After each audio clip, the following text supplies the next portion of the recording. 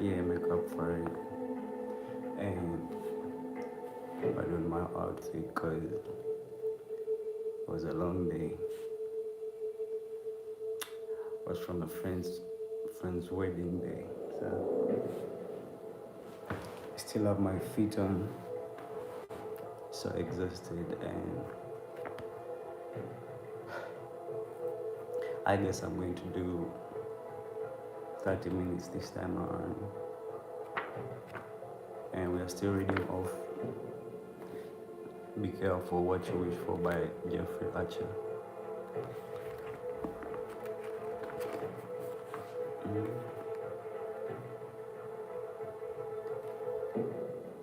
When Emma walked into the bedroom, that's sorry, sorry.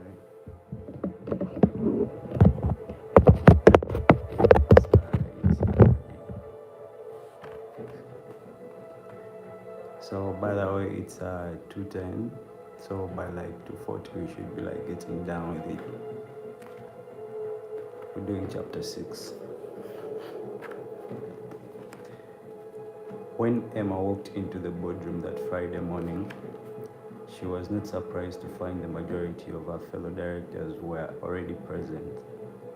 Only death would have been an acceptable excuse for non-attendance at this particular meeting.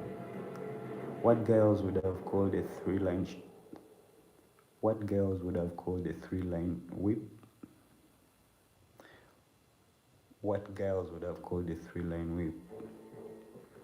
The chairman was chatting to Rear Admiral Summers. Cliff Anscott, no surprise, was deep in conversation with his golfing partner. Jim Knowles, who had already informed Emma that they would both be supporting the chairman when it came to the votes. Emma joined Andy Dobbs and David Dixon, both of whom had made it clear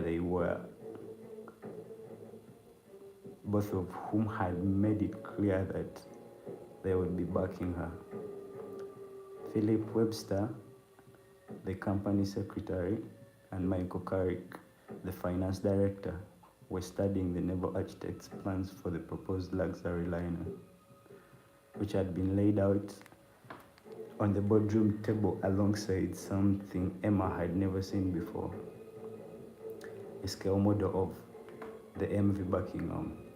She had to admit it looked very seductive, and boys do like toys. It's going to be a close run thing, Andy Dobbs saying to Emma when the boardroom door opened and the 10th director made his entrance. Alex Fisher remained by the door. He looked a little nervous, like a new bug on his first day of town, who wonders if any of the other boys will talk to him. The chairman immediately broke away from his group and crossed the room to greet him. Emma watched as Ross shook hands with the major formally, and not as if he was greeting a respected colleague. When it came to Fisher, they shared the same opinion of the man. When the grandfather clock in the corner of the room began to chime 10, conversations immediately ceased, and the directors took their allocated places around the boardroom table. Fisher, like a wallflower at a church dance, remained standing until there was only one empty seat left, as if they were playing musical chairs.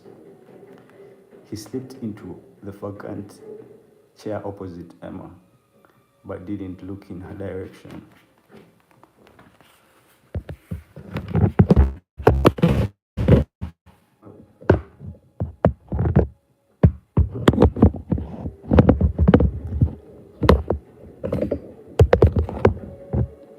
Sorry about that. Hello, Tadeo. We're reading off Be Careful What You Wish For by David Archer. And we are still doing the 6th chapter. This will, of course, be the Major's second stint on the board. so he will be accustomed to our ways and to the loyalty we all expect from any board member when representing this company. Thank you, Mr. Chairman, I responded. Thank you, Mr. Chairman, responded Fisher. And I would like to say how delighted I am to be back on the board. Let me assure you that I will always do what I consider to be in Barrington's best interests. I'm glad to hear it, said the chairman. However, it is my duty to remind you, as I do every new board member, that it is against the law for a director to buy or sell any of the company's shares without first informing the stock exchange, as well as the company's secretary. If Fisher felt this barbed arrow had been aimed at him, it failed to hit the target because he simply nodded and smiled. Even though Mr. Webster assiduously recorded the chairman's words in the minute, Emma was least glad it was the record this time. Once the minutes of the last meeting had been read and approved, the chairman said, "Members of the board cannot have failed to notice that there is only one item on the agenda for today's meeting. As you all know, I feel the time has come to make a decision that will, and I believe I do not exaggerate, decide the future of Barrington's and perhaps the future of one or two of us who will presently serve the company."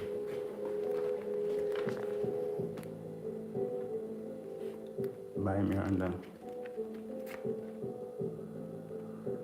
It was clear that several directors were taken by surprise by Bachanan's opening remarks, and they began to whisper among themselves. Ross had tossed a hand grenade into the middle of the boardroom table, with the implicit threat that if he didn't win the vote, he would resign as chairman. Emma's problem was that she didn't have a hand grenade to lob back. She couldn't threaten to resign herself for several reasons, not least because no other member of the family had any desire to take her place on the board. Sebastian had already advised her that if she didn't win the vote, she could always step down from the board, and she and Giles could sell their shares, which would have the advantage of making the family a handsome profit, while at the same time outmaneuvering Martinez.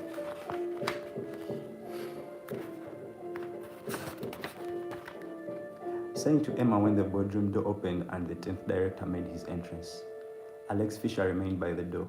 He looked a little nervous, like a newbie on his first day of the term who won. Nah, that's crazy, man, this time. It's alright. Emma looked up at the portrait of Sir Walter Barrington. She could hear Graham saying, "Don't do anything that you will live to regret, child. By all means, let us all have a robust and unholds-barred decision. Let us all have a robust and no-hands-barred decision," continued Ross Bachanan. "One in which I hope all directors will express their opinions without fear or favor." Then he lobbed his second grenade.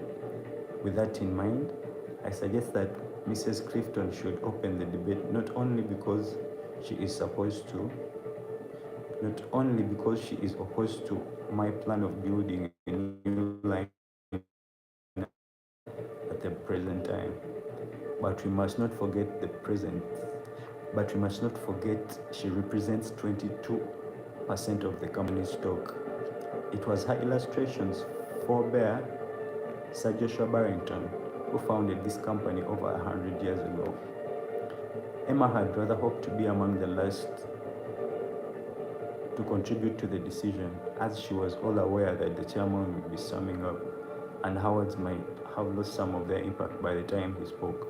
Nevertheless, she was determined to put her arguments as forcefully as she could. "Thank you, Mr. Chairman," she said, looking down at her notes.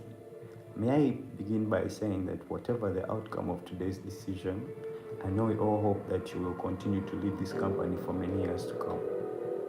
Loud, hears, followed this statement, and Emma felt she had at least placed the pin back into one of the grenades.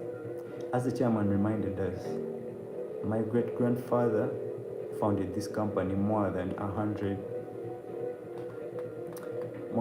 years ago.